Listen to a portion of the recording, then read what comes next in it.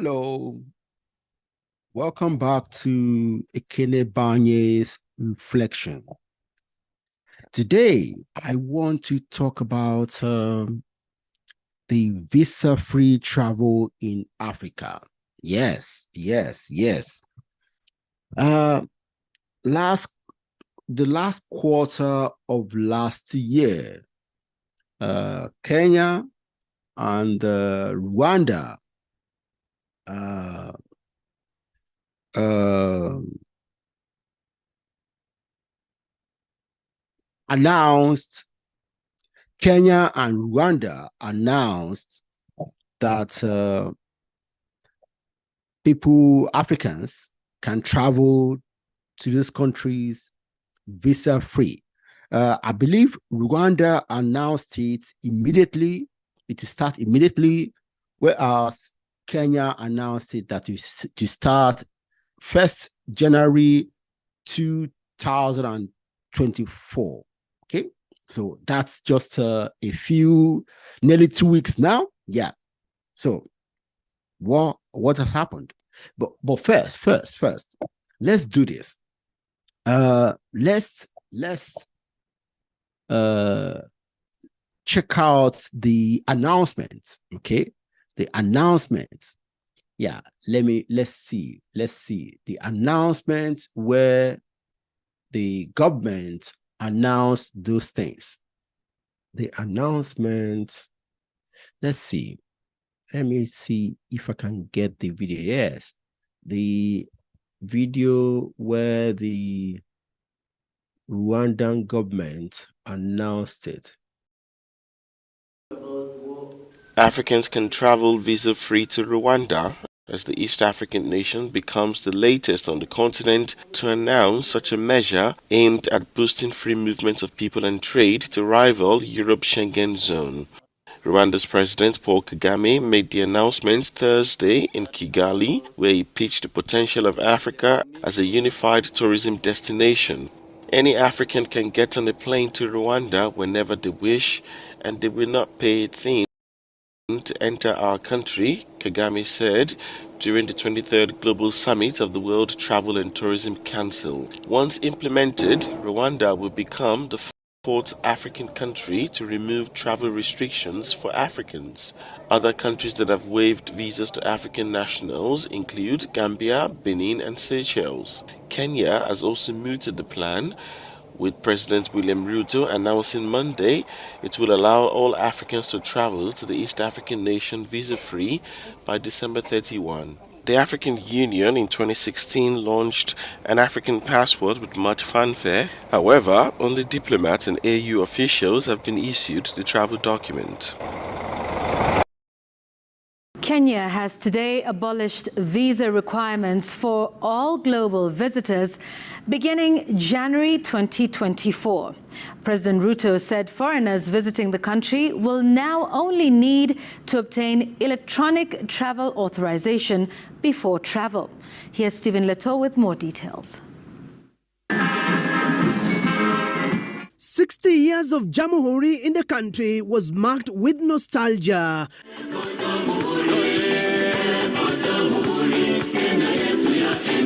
At the Uhuru Gardens in Nairobi, the very spot where Kenya held its first Jamhuri Day celebrations. Patriotic songs that rent the air paved the stage for President William Ruto to make an unprecedented step and announced that the government has forthwith abolished the visa requirement for all foreigners visiting Kenya. Great pleasure as President of this extraordinary country to make a historic announcement of the decision of the government of Kenya. Beginning January 2024, Kenya will be a visa-free country. Okay, good. Listening to that,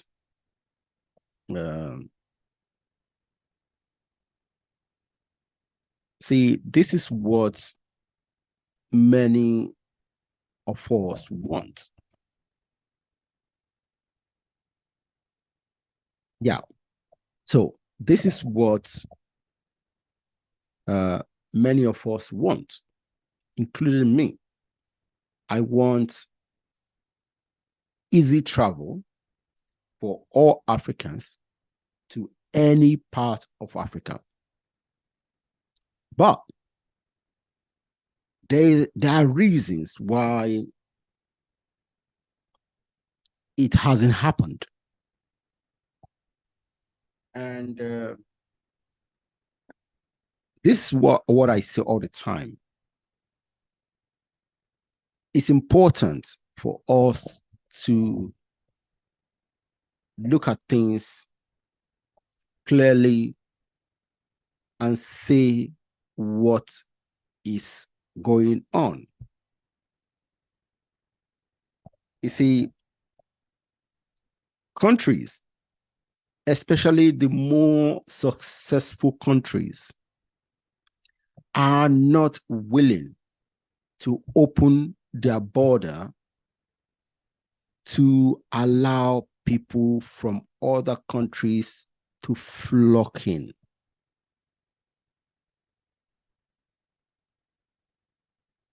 See, for me, I have three main reasons why visa-free travel is not available all through Africa. One is security. Security is number one. See, in as much as we want to think that, oh, we are all brothers and sisters. Yes, we are. For me, all human beings are brothers and sisters. But we must realize this.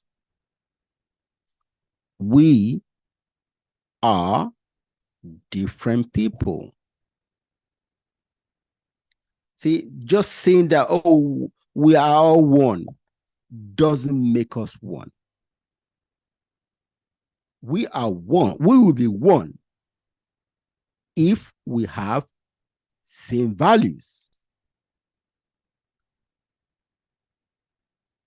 If you have the same standards, we cannot claim to be one. Without having similar values, similar standards, we will behave very, very differently. And no matter how much we want it to be, it will not be so. And see, if you like human history like me, you will see that history has taught that when people of different values meet, they collide. And most times, they collide violently. So, the first thing which all those countries, the government of those countries are looking at is security. If we open our doors, our borders, to allow every and anybody to flood in, are we sure that everyone who is coming to our country have the best interest of the people who live here? Right now, nobody can tell you they are sure of that. And the countries that have terrorist groups we don't want to open your borders to allow those people to flood in and cause chaos in your country. So until we solve those problems, or at least minimize them, countries would not open their borders. Secondly, economy. Okay. You see, Africa is still very poor, and we have very, very poor countries. And the countries with better economies cannot afford at this time to open their borders and let everybody from all countries to flood in. Now, if, for example, that they come with skills, you are sure there are skills everywhere, okay, which you need in your country, and these people are coming, yes, you will let them come. But unfortunately, our educational systems have not done a good job of giving every African child and adult skills, which they can trade anywhere.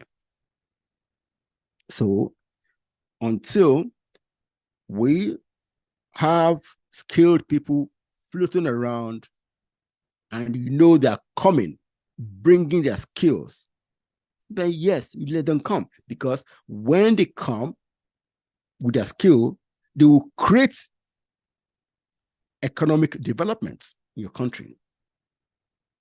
Right now, most people who might come, maybe minor laborers, and every country has abundance of that. So it's low on the scale of what any of our countries want. Thirdly, I believe we have cultural and social norm disparity. We have cultural and social norm disparity across the board.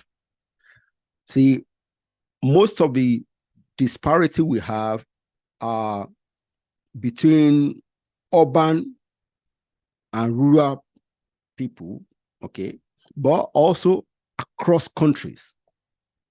See, for example, let me use me. Me, I'm Nigerian. Me, I'm a Lagosian. The way I behave, the way I talk, the way I express myself is very different from most people across Africa. In fact, the way people like me who grew up in Lagos talk, express myself is very different from a lot of Nigerians. Now, taking me to another country, the disparity will continue exploding. Luckily, I was able to work in an international company. So I have gone to several places in Africa and outside Africa, and then I've learned how to adjust myself. Everybody in the society would not be like that. So the differences between our cultural and social norms will be more pronounced if you allow anyone and everyone to just flow in. Well, but see, the point is this. This is what we need to work to achieve. But there's work. So let's start doing the work. It will take time. It will take time. But once we identify the hindrances which we want to break, once we identify them, then we start working on them. Now, Kenya and Rwanda have, and Benin and Seychelles. Now, see, someone might say, "Oh, Benin has been open, and it has not been flooded by visitors." There's a reason. Benin is not economically powerful, so no one wants to go there. Now, the one I want to see is what will happen with Rwanda. Now, Rwanda is growing, fast growing. So let's see how free visa entry into Rwanda will pan out. I have friends who go to Rwanda very often, and they are very happy about this because now they don't need to do any documentation to travel to Rwanda. So that for them, it's a good thing. It makes their business easier. It removes bottlenecks in their business. Good, and then also we have a few people. I say few because compared to the population, it's few who travel to Rwanda for holiday. And see, what I'm looking to see is that they will have a lot of economic migrants because that's what causes a lot of headache. So let's see how that goes. Okay. See, the reasons why Africa has not developed a sustainable visa-free travel are this: economic, security, and cultural and social issues. Now, see, I've heard this thing that we were one people. Unfortunately, we were not one people. In fact, we didn't know each other. We're not one people. Now, even in those days, when a foreigner enters a town, they don't just enter a town and go and do whatever they want. No. They go and see maybe the priest to tell them, I'm here. I come from here. They don't just go to a town and enter and start doing what they want. No. They go and register themselves to whoever it is that is in charge of those things. It happens everywhere. So if you go to a town, you go and see maybe the king or the chief, okay, to register yourself. And if you enter a big place, a big country, of course, you see, travel has never been that easy. To travel, maybe you're a trader, you go in a group because the group include security because it's dangerous to travel. Security. And because you have a big group of security people as part of your entourage, when you go to a city, your security need to register with the security forces in that place so that they know they are not here to harm you. So, see, these things that we talk about as if visa or registering yourself is a new thing. No, it's not a new thing. It has always been the norm. You never enter a place where you are not a citizen, where you don't have friends, where you don't have family, and just walk around. If you do that, you are putting yourself in danger, because the people will see you as a threat. Well, see, my point is this. My hope, my wish is that one day soon, we all will have visa-free travel. But there are things for us to do to make that happen. And we need to work on it. Yep. Now, I've heard some complaints about the implementation of visa-free travel to Kenya.